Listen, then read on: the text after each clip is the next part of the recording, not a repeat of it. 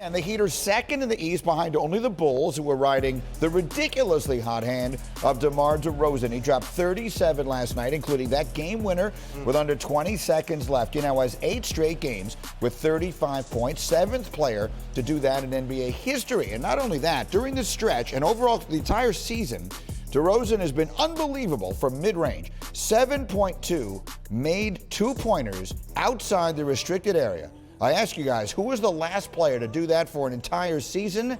The answer, Michael Jeffrey Jordan for the Wizards. Wow. In 01-02 They got that. is the last player to do it. And for any Bull to put themselves in the same discussion with Michael, even if he wasn't a Bull at the time, obviously means something special. So, Michael Wilbon, right this minute, who was the front runner for MVP? Last time we did a show, I said I would have voted that night for Chris Paul 1, Joel Embiid 2, and DeMar DeRozan 3. That's 10 days ago.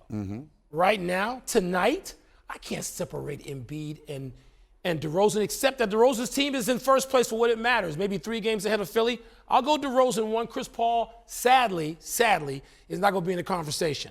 I'm going to go DeRozan and Embiid.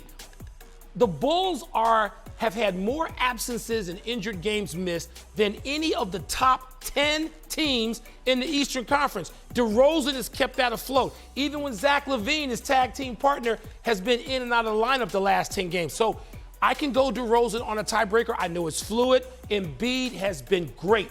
But why has Embiid been greater than DeRozan with this streak? When you're on a list that has got 2 names, Michael Jordan and Wilt, that dropped the mic.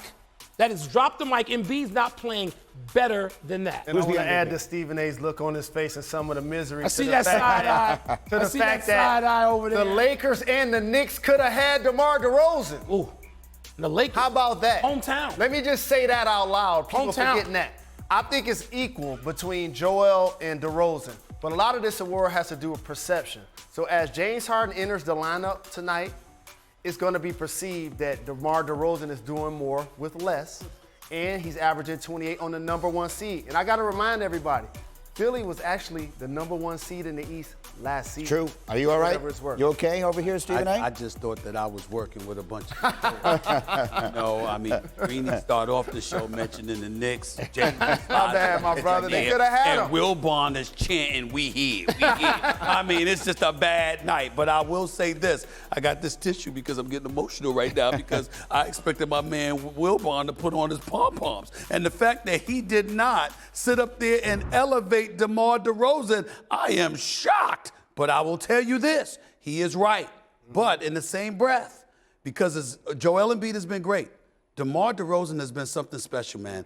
And to do it in Chicago, in the house that MJ built, wearing the Chicago Bulls uniform, with Zach LaVine injured but playing, with other guys like Caruso and Lonzo Ball and them have been out, is significant. But here's the thing that I want everybody to remember. He was in Toronto.